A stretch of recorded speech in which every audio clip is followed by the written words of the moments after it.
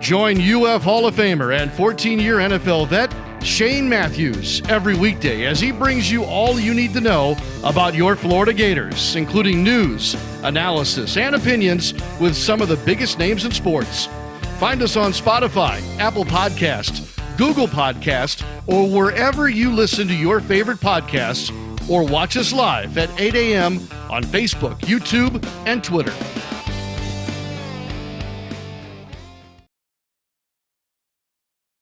Good morning and welcome to a Tuesday edition of Potto with Matthews in the Morning from the Crime Prevention Security System Studios.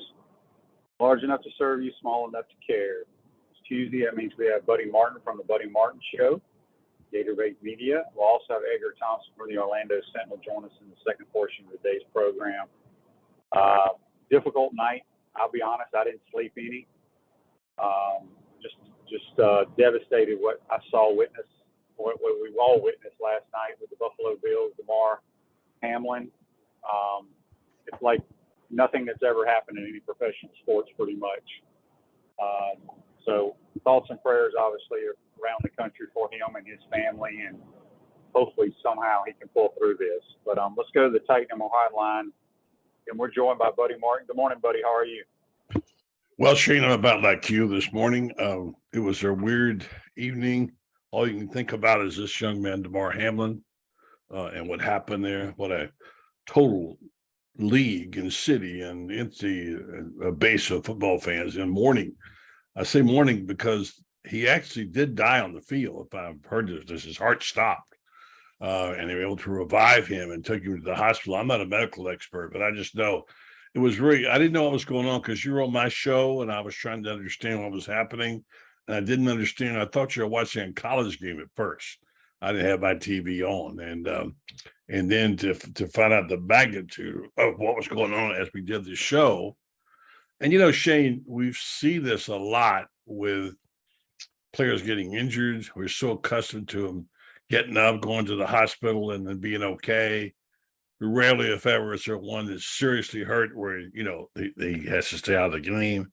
And, of course, never have we seen one on live TV that basically died in front of our eyes. And even though he's alive today, thankfully, and hopefully will survive, his heart stopped beating. And you were trying to describe it to me, and I couldn't figure out what was going on. I kept thinking, well, I was thinking, how did Buffalo play in the college game? I was thinking it was a college game, Buffalo team. And you said no. And then finally, about 15 minutes into the deal, you got through to me, realized this is what was going on there. And, you know, times like this, everybody's short of words. You just don't feel adequate to describe what's going on, especially if you're not there. And I guess what we'll take from that is the scenes from last night. I'm hopeful one day that Demar Hamlin will be able to see these and realize how the country was grieving for him and praying for him. And grown men crying right there on the sideline. And I guess his mom was at the game. I saw a video somebody tweeted.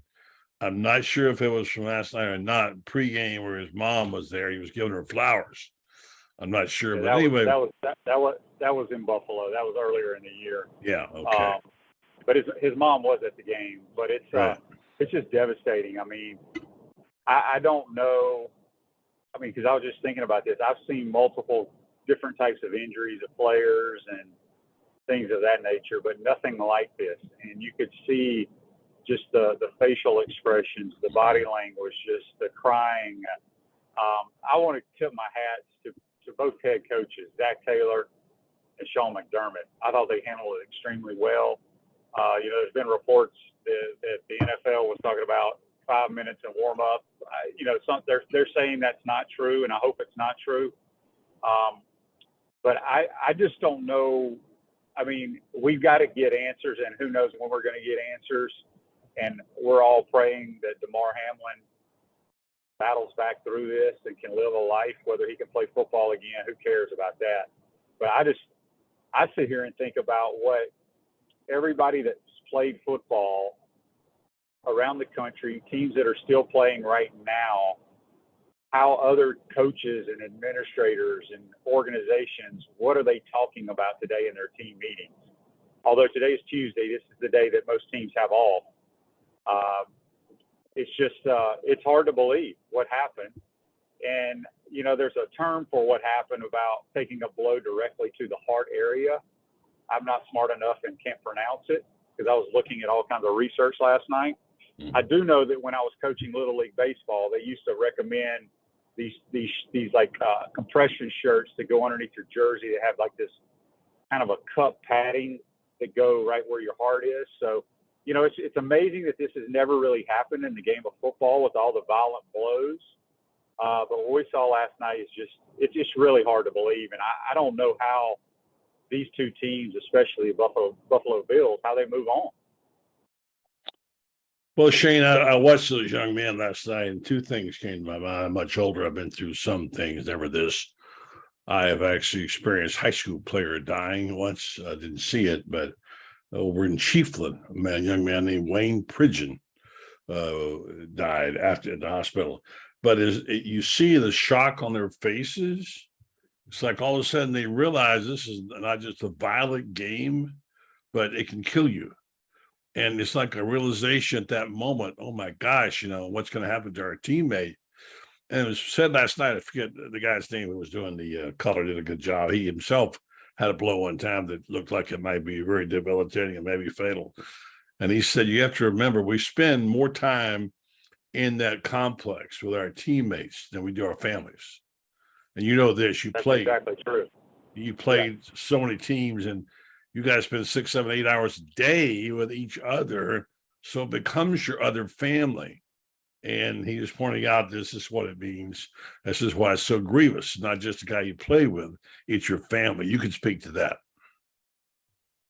Yeah, there's no question. I heard the same conversation you're referring to. It may have been Ryan Clark when they went back. It was Ryan Clark. Yes, it was. Yeah, it was Ryan. Yeah. So, I mean, you do spend during the season, you're with your football family more than you are your real family. I mean, you're at the facility pretty much every day by 7 a.m. and you don't get home till usually 5:30 or 6 or later each day. I mean, it's 9, 10-hour days. And, you know, you got to remember a lot of these kids too, like Hamlin. I don't believe he's married. He's a rookie. So he's only 24 years old. Oh, he's that second year. Yeah, second year. He's a second year guy. Yeah. Okay, second year guy. So, you know, you got all different ages on teams, from 36-year-old guys down to 23-year-old guys. So there's all, and so a lot of times, you know, if you don't have a family already, you spend a lot of your time with the older guys on the team and their family and their kids. And I just, I know Buffalo flew back last night. I mean, it's just hard to believe that something like this happened. You know, we'll get more information. As John says here on Facebook Live, brought to you by Mel Law. Great job by ESPN last night in a tough situation. Yeah, I agree. From the folks of Booger McFarland, Susie Colbert, Scott Van Pelt last night, who I think is as good as anybody in the business, to be able to handle this. I mean, you don't have classes that teach you how to handle devastating things like this. So a lot of people here talk about it. It reminded them of Hank Gathers. It reminded them of Keontae Johnson a couple of years ago. Right. I agree with all that, which, I mean, yes, I agree. As Nancy says, I think what happened, I don't know how to pronounce it. It's COMMOTIO, Cordis, CORDIS. But I think the thing that surprises me as a former player is that and we're sitting here, none of us are doctors, but I saw a lot of doctors on Twitter last night kind of speculating what they thought had happened. And it's when you get that direct blow to the heart that causes cardiac arrest. And I think that's what surprises me and scares me the most, because you never really thought about that in football. You know what I'm saying, buddy? Right. You have your shoulder pads. You have your shoulder pads that are covering that area. You never think about your heart. These are well conditioned athletes. And here's one thing I will say. you never want anything like this to happen, whether it's on a sporting event or one of your loved ones at home having a heart attack. But if you're going to have it, that's the best place to have it is on an NFL football field, because they have the correct personnel there that can do it as quickly as possible. However, it took a long time, and that's what's scary. Yeah, and I'm not certainly diminishing what happened to Demar Hamlin at all. It's a terrible thing. By the way, it's called commotio cordis is what it's called, agitation of the heart. It's an often lethal disruption of heart rhythm. It causes, as a result of a blow to the area directly over the heart, the precordial region at a critical time in the cycle of the heartbeat. And what Demar Hamlin, of course, a young, healthy man, like you say, you don't think of something like that happening to you when you're playing. You got your shoulder pads, your helmet, whatever. You just don't hear about that. You would think of all the vicious blows that we've had in football that we've heard this would have happened before. But the other side of that coin is, and I'm not diminishing at all what this tragedy, and praying every day, every hour for Demar Hamlin to recover so he would lead a normal life at least. But I'm a little sensitive to it because of what's happened in my house the last 3 weeks, last month. We had Mike Leach's heart attack, fatal heart attack. My wife had a heart attack the same day. She's never had a heart attack in her life. So you're around those things happening, and you're a little bit more sensitive to them when they do happen. But the last place you expect to turn on the television set, watching a football game, and see someone had an issue with the heart. It's just not something you know how to even deal with. So, like I say, I know this much about Buffalo. I've been there a number of times. I've had friends who played there. I've had friends who lived there. That's a very close-knit community there. They're very close. I mean, it's almost like they're college in Buffalo. They're closer to players. And this young man was, I'm sure, if he wasn't beloved already, certainly is now. I read one other thing, not that you can't measure it in dollars. You can't ever say anything, but I read that his toy fund on GoFundMe had now reached $3 million. So people are stepping up, trying to do something, just to know what to do, try to do something to show their love. So it was a grim night. And for you, Shane, especially the guy who made his living playing that game, and I'm sure you've been around similar things, you've seen it happen, whatever. But I guess you could never really know until you experience something like that, just exactly how debilitating, how overwhelming, what fright and sadness overtakes the community and where you live and the people of Buffalo. So I just gotta say, I saw one sign last night. It was such a beautiful little simple sign done with a piece of poster board and there's a pin. Some guy who obviously didn't have a lot of writing skills was holding the sign that said, "Pray for Buffalo." That was amazing. Yeah, I saw that. And yeah, I spent 2 years in Buffalo. There's nothing like their fan base. It's a one of a kind, and we're all sitting here hoping and praying. And I want to apologize for your show last night because I was out of it, buddy, because you didn't know what was going on, and I'm trying to do your show and watch what's happening because I was messed up. I still kind of messed up a little bit. No, not your fault. You should have said, "Dummy, shut up!" And what's going on here. People were texting me, dollars texting me, what's going on? I didn't understand it. Obviously, had I understood, I would have turned the television set on and just talked about that. But no, it's hard to know what to do. You want to respect the people who are in a condition, and you want to respect the team and the privacy. I'm with you. I think the league, the Players Association, the coaches, they handled it really gracefully last night.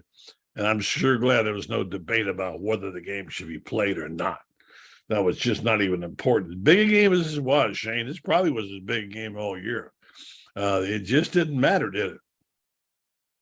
No, there was no way that game was going to be played. Those coaches weren't going to allow it. There's no way the players could. That game, it's a big game, but it means absolutely nothing when somebody's life is at stake. Michael says on Facebook Live, brought to you by Meldon Law, it's time for coaches in the NCAA football to start getting more health checkups monthly. It's a stressful job. I will promise you they have as good a care as anybody. and so do the professional athletes. Look, could he have a heart issue? They have all those records. If he has some kind of issue, they're not letting him play in the NFL. I just think it was a freak deal that we have never seen due to the blow directly to the heart. And I feel bad for T. Higgins. He's the one that had the football in his hand. So, but anyway, it's you can't start blaming people. That's not what you do in situations like this. They're all playing the game. They're all doing their best. They have no idea. It's not the medical community's fault. It happened. It happened. And if we're really blessed and lucky, he'll survive it and he'll get through it. I'm told, one of our listeners, one of your listeners, Long Meadows, said that's a terrific facility, a Paul Brown facility right there in Cincinnati. And he was 3 or 4 miles from it.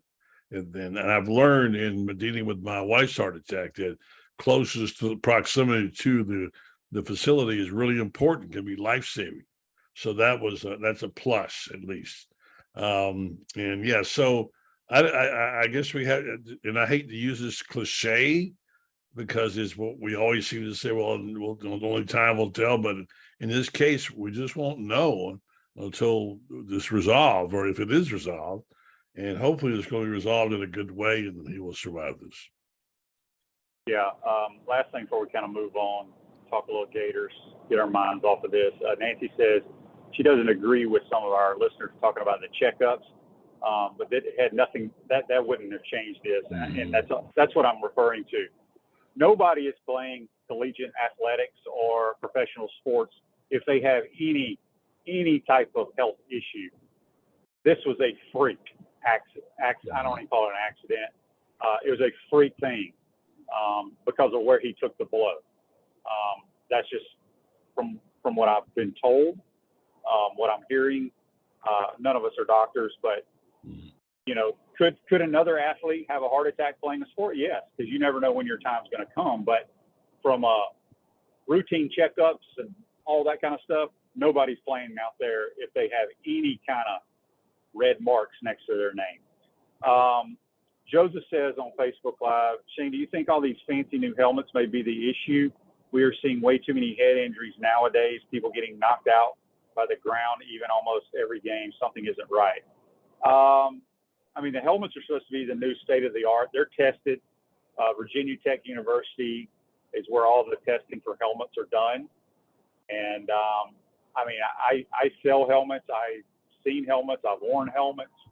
The ones nowadays are 1,000 times safer than anything I ever wore. It's just, I think athletes are bigger, stronger, and faster. And, anytime your head hits the ground, I had multiple concussions, but back in those days, they never really diagnosed them. I tell the story, buddy, when I was playing against the Packers, I got knocked out. They brought a Mike Sam blitz, drove me in the ground. My head hit back. Only time I've ever been knocked out in a game. They carried me off the field. They set me on the bench. They give me five or six. Smelling salts. Smelling salts, right? No, they didn't give me smelling salt. They set me on the bench, and they gave me 5 or 6 names. The doctor said, here are these cities, Seattle, Tampa, New Orleans, whatever, blah, blah, blah. Comes back 10 minutes later, maybe 5 minutes later, says, give me those cities in reverse order. I rambled them off. They put me back in the game. But that night, I was throwing up. I felt like my head was going to explode. I could not bear light. I could not watch TV. For like a week and a half. It was awful. So the helmets are better, to answer your question. So there. Aren't those are all the classic symptoms of a concussion? That light and all that stuff, and nausea, that's all classic conditions. Yeah. Well, I wasn't throwing up at the time. I had a concussion. I think back in those days, this would have been in, early 2000s. Concussions were not a big deal. People got them, but a lot of people played with them. So they called it getting your bell rung. Yeah. Joseph says they test vehicles and still have recalls years later. Well, that is true, but this had nothing to do with a helmet. This just had something to do with taking a blow directly to the heart, I believe. I think So the anyway, game is safer than it's ever been, as far as I can tell. I mean, I don't know much about it, but when people I talk to, stuff I read, things I see, seems to me the game is safer than it's ever been. yeah, and I mean, I know a lot of people have issues with, the targeting call, which, it went a bunch of different ways during these college bowl games in the last week or so. But it's a dangerous game. You really don't think about it, how dangerous it is, until an incident like this happens, and I'm just hoping for the best, because I got no sleep at all last night. I was sick to my stomach the entire night. I'm sorry. Switching gears real quick, Michael asked, is there any news about Bubba Spurrier Jr. being the offensive coordinator? You mentioned that last night. I hadn't heard what you mentioned last night. Yeah, I don't know. I mean, there was obviously they're looking for an offensive coordinator. He called the plays in their game yesterday. In their victory over Illinois. So we'll see. I've had some people tell me that he won't be, then I've had some insiders in Mississippi State tell me he was going to be. So I'm hoping for the best for Bub. He's been coaching a long time. Yeah. Does a great job with his receivers, and hopefully he gets that opportunity. Maybe he'd be co-offensive coordinator. Who knows?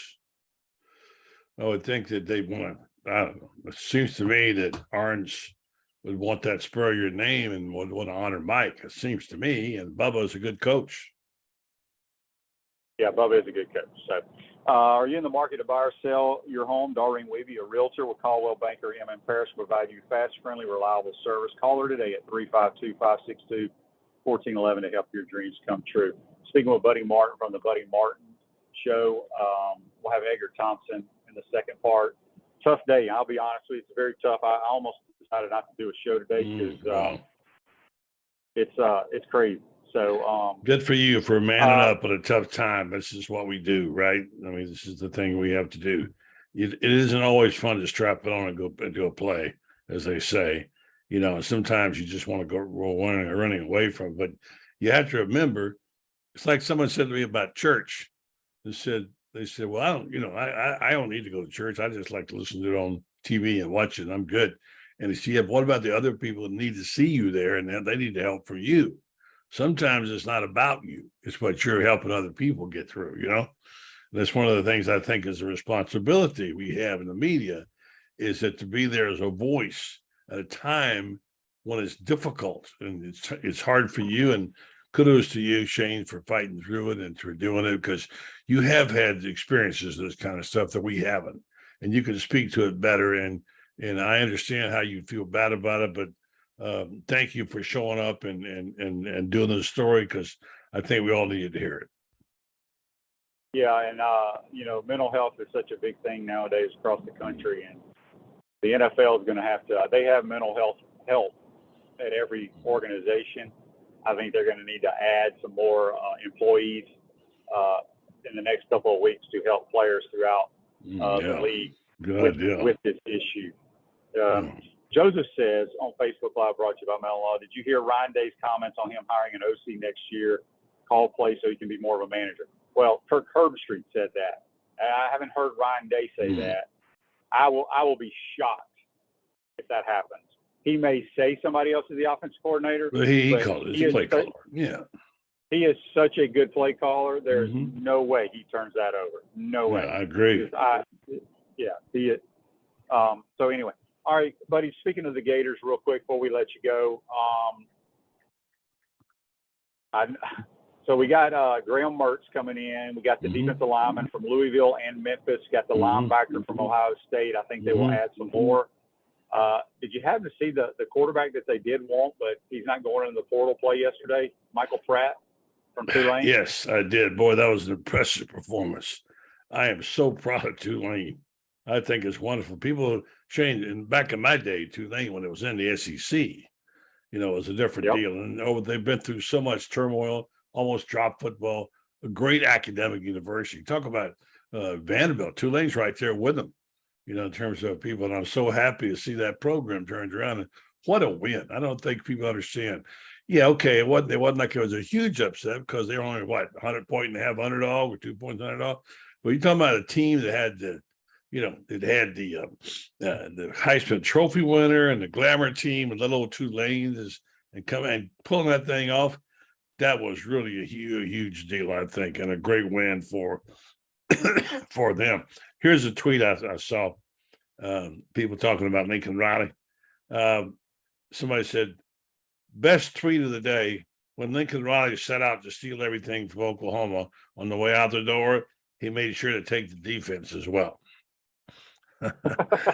Yeah, well, here's the thing. I'm glad you brought up defense because, how many people called your show, talked to my show about Gator defense? Mm-hmm. Okay. Is there anybody in America worth a damn at playing defense? I'd like to know who it is. There's nobody. Yeah. Nobody. You have to outscore people. You have to outscore people now because think about it. Was it 44 and 41 points that the opposing teams, 44 and 41 that Ohio State and Michigan scored. Yeah. You would think if you score that many points offensively, you're going to win the game, right? Kirby Smart gives up that many points. Defensive coach. It's so hard to play defense now, and I don't think people realize that. But Tulane was outstanding. I don't know if people know this if they didn't watch the game, but Tulane was losing by 15 points with 4 minutes and 27 seconds left. I turned it off. Yeah. Turned it off. What a win for Tulane. Yeah. That was wonderful. It's been, despite the fact we've had some real tragic things, let's hope this doesn't become even more tragic because it's been such a crazy football season. But this has been a wonderful football season when you consider where college football has been for the last 2 years and all the things I talked to Tony Barnhart about this last night. When you consider all the things that college football's gone through, almost canceled the season, Shane, 3 years ago. They decided to play, and then they got to cut the schedule down, and then they come back and they got to deal with the NIL and all the transfer portal stuff, and it's amazing. And here they had about as good a playoff as you could ever want. Buddy, when you talked to Tony Barnhart, did you mention anything, or I want your thoughts on the 12-team playoff? Because there's still some of the people out there that think it needs to stay at 4 because, they're worried about blowouts in the first couple of rounds. Who cares if they're blowouts? Yeah. The playoff games have been blowouts until this year. They were outstanding games. But, think about Tulane. If they had gotten in, they could have been paired with a USC. And there's your upset. You just never know. I think it's going to be great for college football. Well, Tony agrees with you. I asked him that question last night. He says it's going to be great. He can't wait. He wishes it was next year. And he brought up that very game, Tulane and USC. And I think it's going to be really, really great to have 12 teams in. And you got a shot now. If you can't make a top 12, that's on you. I think it's going to make the game even better. You aren't going to have these. We had fewer opt-outs, by the way, and kudos to the coaches and the players who showed up. The 3 guys from Alabama who didn't commit to going to the NFL until after the game. Kudos to those guys who put it out there. We saw what can happen in football last night on the grim side of it. And let's not forget, I hate to use the cliche, but it's true. These guys are gladiators. They put it on the line all the time. So I think it's going to make it's going to make college football better than it's ever been. I can't wait for the 12-team playoff. And think of all the schools who are going to be so excited, like a Tulane, to be in the college football playoffs. Man, that is huge news. Yeah. All right, before we let you go, buddy, John had a question here, and you probably know the answer to this. I don't. He says on Facebook Live, brought to you by Mellon Law, Tulane was once in the SEC, which you mentioned. He said, why did they leave the conference? Couldn't compete academically with the players. They're a higher institution of learning. They're like Vanderbilt. They just decided it wasn't best for them. And it was great for Florida fans because they got to go out to New Orleans every year no matter what, because they got to go for LSU, got to go for Tulane. They just couldn't compete. And that was a decision they made, turned out to be a good decision. And then they got back in it. And boy, look at the millions they're reaping now and what they're going to get if they get in the playoffs next year. It's great. I'm rooting. I've become a Green Wave fan. Yeah, Willie Fritz has done a phenomenal job. They went like 2-10 last year to whatever their record was this year. They were outstanding. So yeah, he and Sonny Dykes are going Yeah. to be the top of everybody's list. Tonight we've got David Whitley, we've got Lauren Meadows, and our regular gang on the show. We're talking about, well, what else tonight? More of this story is find out as we update the status of Demar Hamlin, and we'll talk a little bit about Gator football. See what we can rummage up between now and tonight. Buddy, is your wife doing okay? Thank you for asking. She's doing pretty well. Yeah. She's getting her diet and her program and the rehabilitation, all that. Thank you for asking, and she's doing okay. All right, good stuff. And thanks to all the people who prayed for her. I appreciate it. Absolutely. That's Buddy Martin joining us on the Titan MR hotline. We're going to take a quick time out. When we come back, we'll be joined by Orlando Sentinel's Edgar Thompson. You're watching and listening to Potto Matthews in the Morning. We want to take this moment to thank our sponsors who keep the show going and pay the bills. Our premium sponsors are Crime Prevention Security Systems, large enough to serve you, small enough to care.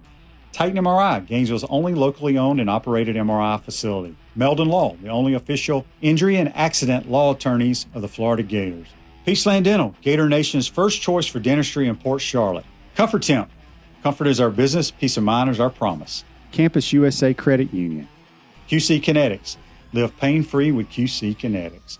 Dave & Buster's, eat, drink, play, and watch. Our gridiron sponsors are Auto ER, UF Bookstores, Celebration Point Town Center, Chris Doring Mortgage, Silverback Concrete Co., Ruse Ogre State Farm Insurance, Doreen Wibby, Realtor Caldwell Banker, MM Parish. Our touchdown sponsors are Adams Ribs, Gator Dominoes, Celebrate Primary Care, Gator Bait Media, Okido America, Style Cuts, Ironwood Golf Course, Big Mills Cheesesteak, McDonald's of Gainesville, 84 Lumber, Tropical Smoothie Cafe, Aver and Smith, Dowling Signs, Baker's Sporting Goods, Silver Q Billiards and Sports Bar. If you're interested in promoting your business on the show, call Freddie at 352-284-3733. If you like what we're doing here, make sure to follow us and support the businesses that support us. Welcome back to the Crime Prevention Security System Studios, large enough to serve you, small enough to care. Celebration Points where the Gators go to celebrate. With premium brands like Nike International Diamond Center, Dave & Buster's, Palmetto Moon, Escape Apology, Visor Rooftop, and the HBC's restaurant, Spurrier's Gridiron Grill, the #1 celebrity polished casual restaurant in America. We'll see you at Celebration Point where the Gators go to celebrate. We're going to go back to the Titan MR hotline, and we're going to be joined by Edgar Thompson, Orlando Sentinel. Good morning, Edgar. How are you? Hey, Shane. Doing okay. How are you doing, man? Happy New Year. Same to you, Edgar. Been a rough night. I'll be honest with you. I told Buddy this. I slept none at all last night. I was in distraught individual last night after seeing what happened to Demar Hamlin. Edgar, you've been covering sports a long time. There's been some incidents where players have had severe injuries, but nothing like what we saw last night on Monday Night Football. No, it was chilling, and I was on the phone with someone. We were talking about talking some Gators, and I walked back, left my room, and came back in, and all this stuff's going on, guys praying and stuff, and I'm like, what's up? And so I, of course, go to Twitter immediately and tracked it down, and it's awful. A lot of people brought up that it reminded them somewhat of the Keontae Johnson collapse, December 12th, 2020 at Florida State. I believe that was the date. I don't know that I'll ever forget the date. That was another moment, like similar to some degree. It was another awful situation. And the good news there is Keontae's recovered fully. The guy's starring at Kansas State right now. In fact, they play at Texas tonight. I was just looking, and he's averaging 17.7 and 6.8 for Kansas State. So thankfully, that's been a good outcome. This seems to be maybe a little different, more severe. I don't know, but let's just pray that that's a similar outcome for this young man. Yeah, it's devastating. It's just hard to believe anything like that would happen on a football field. But I firmly believe that it had something to do with the blow directly to the heart. But moving on. Oh, okay. So yeah, and this isn't. This isn't to be tasteless either, and haven't seen anyone mentioning it, and probably for that reason. But there was a man, Chuck Hughes. Have you heard of Chuck Hughes? 1971 Detroit Lions receiver. He collapsed on the field and died. He's the only player to ever die on the football field. I actually looked it up this morning just to kind of check, and only man to ever die. He died on the field. I mean, he never made it. He didn't have the medical attention to this. And there's this picture of Dick Butkus, who was the Chicago Bears great, standing like over him, like, what happened? He just was walking back to the huddle and it just collapsed. So yeah, there was not the medical attention then. Yeah, whatever year that was, as you know, in the medical field now, and this is what I told Buddy earlier and some of our listeners. I like I said, we're all speculating. I think everybody in America is today, and I'm definitely no doctor. I'm nowhere near a doctor, but I believe that blow directly to his heart is what caused this. I don't think because you go through so many medical evaluations as a professional athlete and a collegiate athlete that there had to be nothing wrong with his heart, in my opinion, or he would not be playing in the National Football League. I think that blow, as some of our listeners, and we have a young lady who's in the medical field that commented on it using that term or whatever it was. I can't even pronounce it, but he talked about it. I think that's what had something to do with it. But again, it's all speculation. I shouldn't be speculating, but it's heavy on my heart today, what's going on. And so anyway, there's that. Well, there's one other little thing. He started a community toy drive. Did you see this? Yeah, it's crazy right now. That raised, it's 3.4 million. The goal was $2,500. So, I mean, people are reacting. I mean, this story is touching a lot of people. And I was going to say, man, one of my really dear friends, I actually covered the Miami Dolphins one year with him. He's a terrific talent. Tim Graham works for the Athletic Now, Buffalo guy. I was thinking about him and dealing with this, but that city just alone, man. I mean, they had the shooting in May. They have had 100+ inches of snow, 2 different major storms, people dying. I mean, Buffalo, man, is really just endured a lot. Yes, for sure. On the Titan MR text line, way more awareness to the NFL injury situation than there was for the Keontae Johnson situation. Hope the SEC and other conferences set up protocol for such a situation, as obviously there was nothing in place when Key went down. I don't know if that's true or not. I mean, at every sporting event, and I'll try to get Dr. Pete or Dr. Farmer on here if they have time. But every sporting event, whether it's college basketball, college football, college baseball, even high school sports, there's medical personnel there, or you cannot play the game. Now, nobody expects someone to, collapse. It's usually orthopedic injuries or what have you. But I'm pretty confident that they handled even the Keontae Johnson situation the right way. These people are professionals, and every university has people in place for that. Edgar, did you watch Tulane play yesterday? Unfortunately, Gators won't be getting Michael Pratt.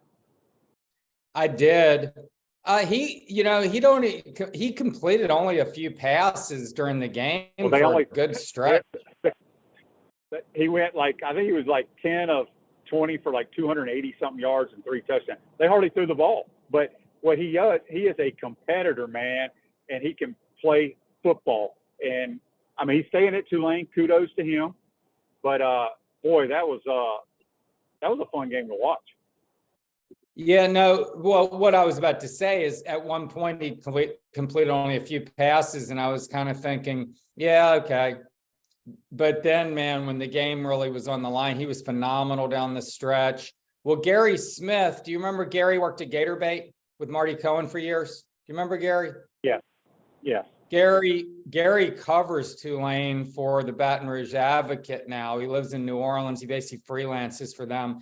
And he's been like into Tulane for years. That's his space. And he's very good at, he's good at this job. And so go read his coverage, anyone who's interested in digging in. But he was all about Willie Fritz years ago. And I got to tell you, Gary is one of the more critical guys. I mean, like, if you're not good, he will note it. I mean, Ron Zook was not a Gary Smith fan, let's just say, the way that he covered that program, because Ron the coaching was inept at times.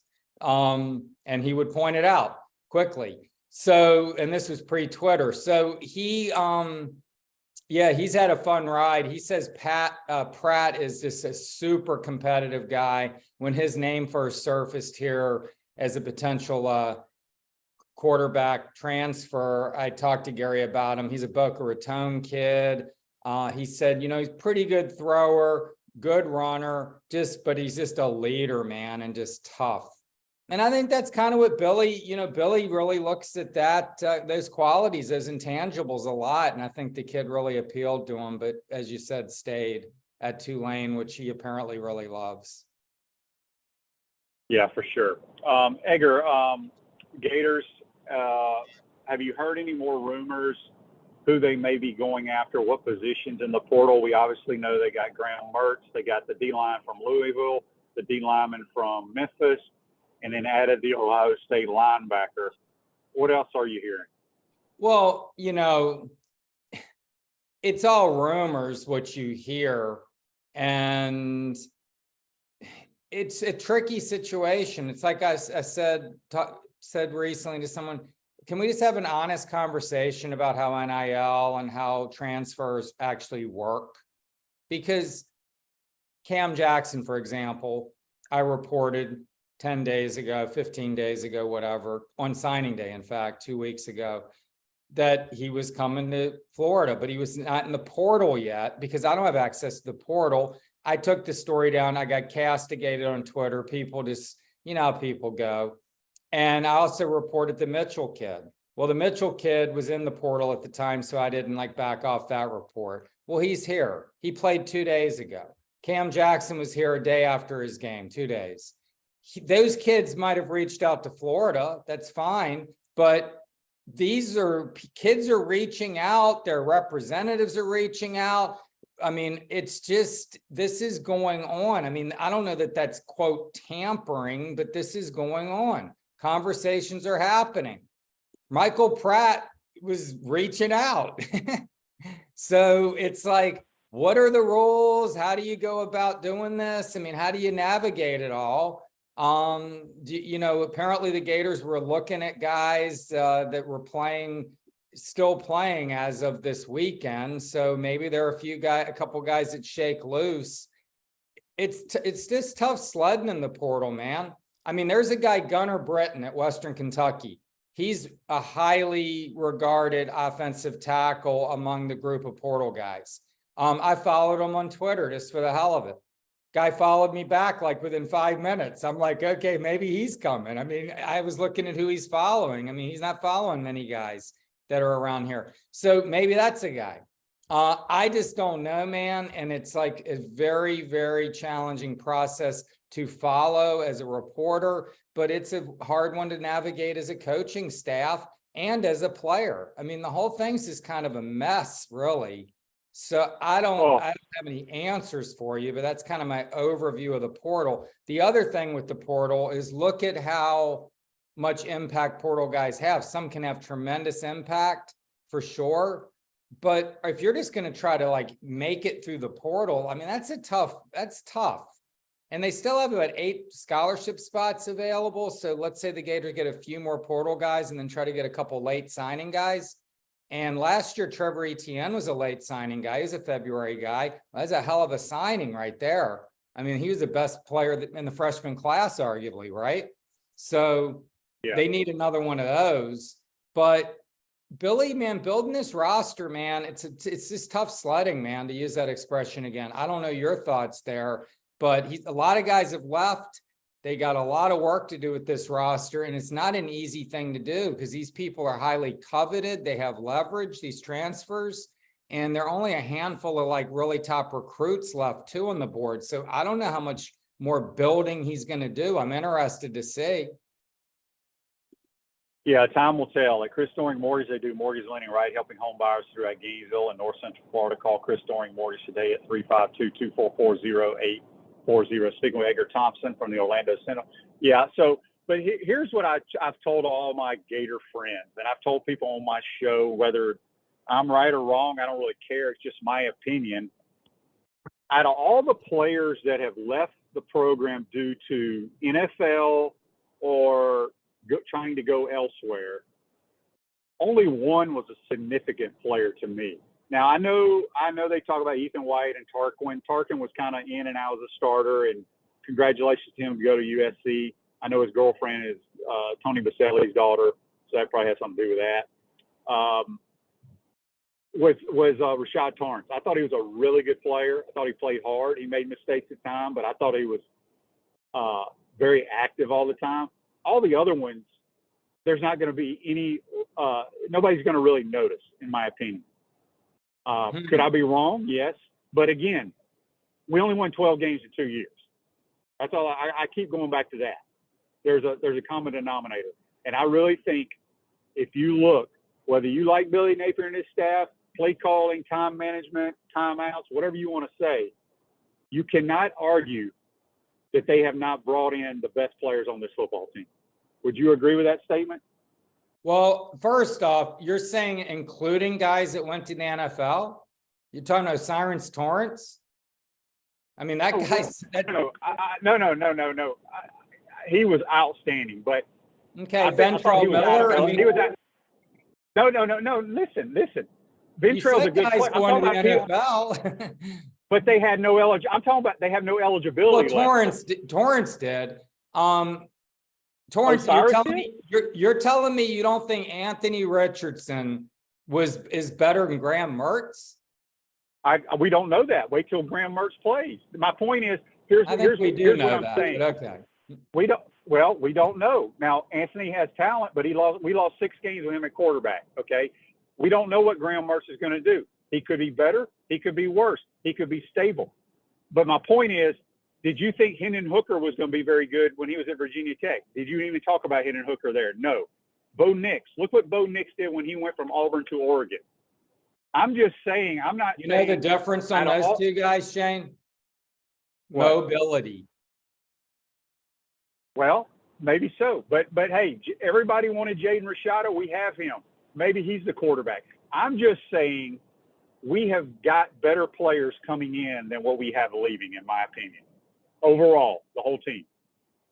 Well, I thought Ethan White was a fairly decent loss there. I mean, guy started 20 games, I think, all SEC second team this year. That was a loss. I wasn't that torn up about Tarquin.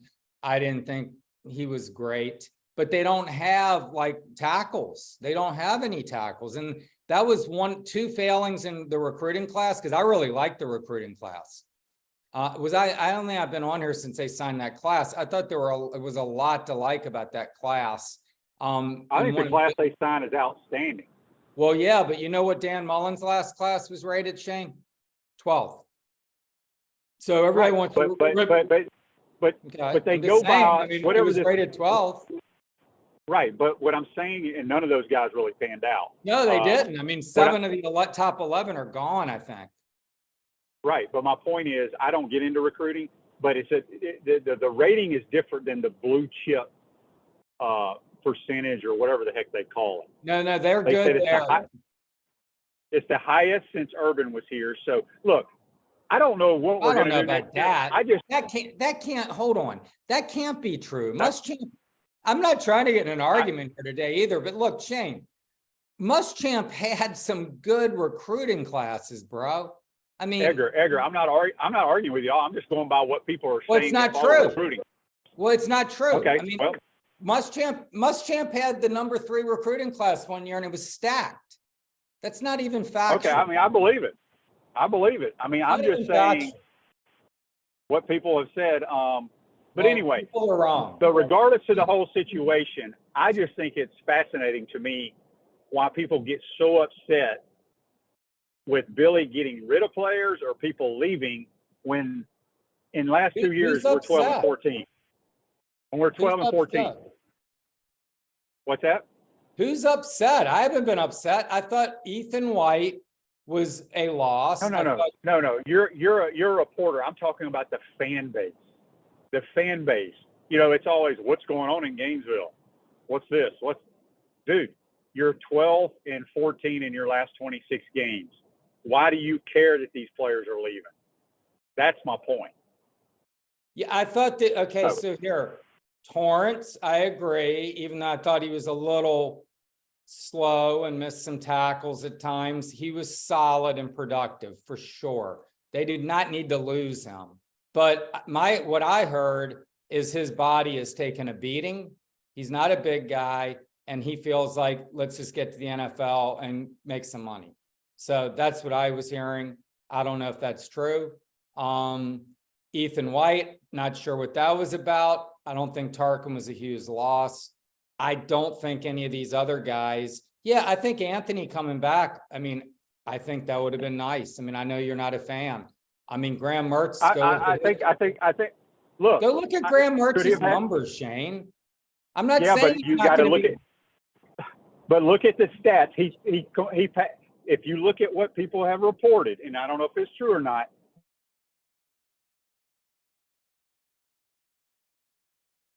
Back that way, and like 50 something of his passer attempts were third and longer, 3rd and 10 or plus.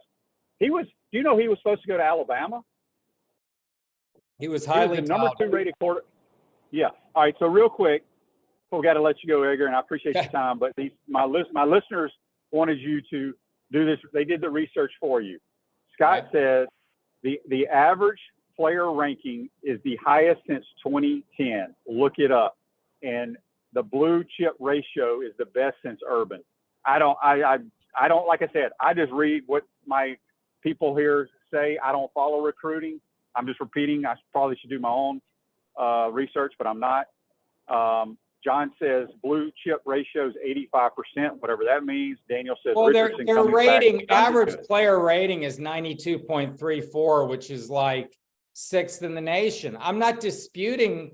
Didn't I say that this was a good recruiting class? I mean, no, you did. You did. Yeah. So I think it is good. And I like a lot about this class. I really like the playmakers, though. You got 165-pound Eugene Wilson is going to have to build up. Mizell is going to have to bulk up some. These guys are going to have to get off the line of scrimmage. But I like them, man. Dean looks good. I like a lot of the front 7 guys. I mean, they got 6 secondary players. I'm going to the Under Armour game tonight. I'm really looking forward to watching Rashada. I'm driving down. It sounds like the ball really comes out of his hand. He can make throws.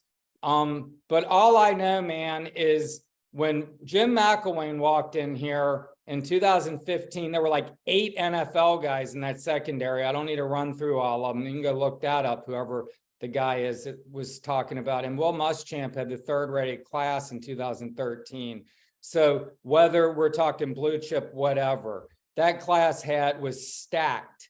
So, I mean, and it doesn't matter. We'll see how it plays out. I'm just saying, let's not just sit here and act like there's never been good players coming to Florida the last 10 years until now. I mean, the whole thing's absurd. No, I'm not saying that. I'm just saying. Everybody's acting like, that there was this, like, no one here. I mean, look, Dan Mullen came in here, facts. He came in here and inherited a 4-7 team and won 10 games. And until Marco Wilson threw a shoe, was 29-6. I'm not saying the Gators would be better off with Dan Mullen here. That's not my point.